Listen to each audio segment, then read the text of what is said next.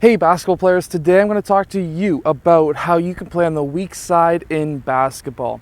Now really quickly, if you don't know what the weak side is, basically it's the side of the court that does not have the basketball. So for example, if you're playing a 3-out, 2-in offense or motion offense against the zone defense, just as an example, then you might have 3 or 4 players on one side, and then you'll have a single player on the other side. Or you may be playing a 4-out, 1-in against a zone or against a man, and you may have 3 players on this side with the ball on that wing, and you're going to be on that wing. Today I want to talk to you about what you can do in the game to get yourself open, to get yourself some points. So first off, you shouldn't really be ever standing in the same spot for an extreme amount of time. Mainly because if you're standing in one spot, your defender can start cheating and you're no longer a threat to the offense. And when that happens, you now have 5 defenders guarding 4 players because you're no longer a threat to the defense. But what you can do over here to try and still be a threat to the offense is by moving around, also by doing different cuts. Let me show you what I mean. So first off, if they swing that ball from the far wing up to the free throw line extended, the first thing I want you to do, obviously if your offense allows for it, is to run up to the point asking for that ball. And the reason why you want to do that, and you don't have to be saying ball, ball, ball, you don't really want to call for the ball all that much, but you want to have your hands up and ready waiting for that ball. Now the reason for that is because now by going up to the point, by cutting up to the point, doing a high cut, now when you receive that ball, you might be able to have that shot because maybe your defender was playing extremely deep for help defense and you might have yourself an open shot. Or what might happen now is now you are creating offense for your teammates. And what I mean by that is now they're swinging that ball around, they're cutting baseline. You may have a screen in the low post. You can kick it out to a baseline cutter out towards the wing where you just were, and now you get yourself an assist and your team gets 3 points. Now, if you're playing up against a zone defense, one of the most deadliest areas on the court is the high post.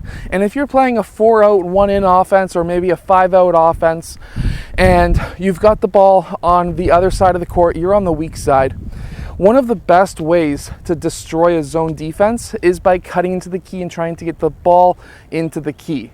The reason why that works extremely well is because now that collapses the defense. You can kick that ball out to somebody else and they'll have an open shot and you'll get yourself an assist and you'll be very useful to the team. So a simple cut that you can do is what we call a high cut, which is a cut across the free throw line. And now you can be looking for that ball. Now you may be open in the high post. This is one of the weakest areas of a zone defense. And if you get that ball, you can turn around and you can take that shot. However, by getting it into the high post, if your teammates also like to move without the ball, which is something that we all try to strive for as a coach, is now when you get that ball into the high post, if your teammates are really smart, the player in the low corner there, if there is one, will cut baseline. And now you can hit him up cutting the baseline because against the zone, you're going to be drawing up this defender, which is going to open up that baseline. Or if you had a player in the low post already, what he could do is go right in the middle of the key because now that key defender, if it's a 2-3 zone, would have moved up to defend your position because that's his spot on the court and you have the ball. If there's a post player, he can now get into the middle of the key. You can do a bounce pass, maybe a fake regular pass, bounce pass, turn, shot. Very simple offense.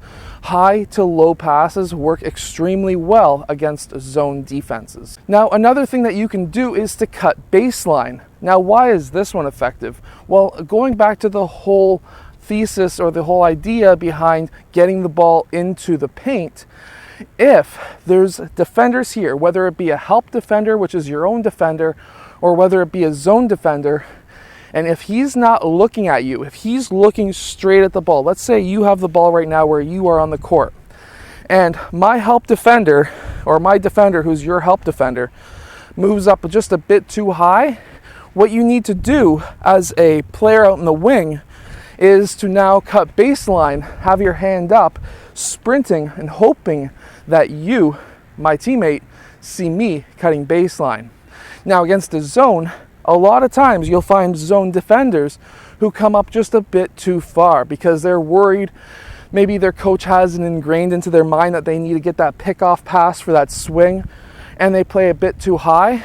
Well, no matter where that ball is on that side of the court, you can cut baseline, and by cutting baseline, you're cutting below the defenders, and you may just get a pass from that strong side ball handler. And basically what you want to do here is cut baseline in line with the backboard, because then you're going to be below the defenders in most cases, and now you can get that ball. Now I'm going to give you another tip. If it's a 2-3 zone and this middle defender has moved down to this low block, but he's above that low block, he's not defending the baseline like he really should be, because maybe he's worried about a high post player or whatever it may be. What you need to do is, especially if you've got a high post player, but even if you don't, it doesn't really matter, you need to cut behind the backboard. You're out of the play now. However, you need to call for that ball. And the reason why you need to call for that ball and you get this ball here, obviously you're not in scoring position. Of course, you could do some kind of a move to get yourself into scoring position. You could do a quick pound dribble and in. That is an option.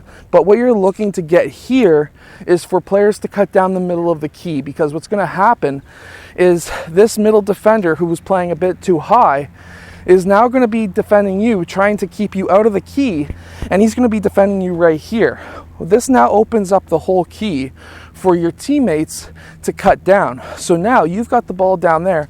They can be cutting down literally down the middle of the key. You can bounce pass or alley-oop that ball, and they have themselves an easy basket.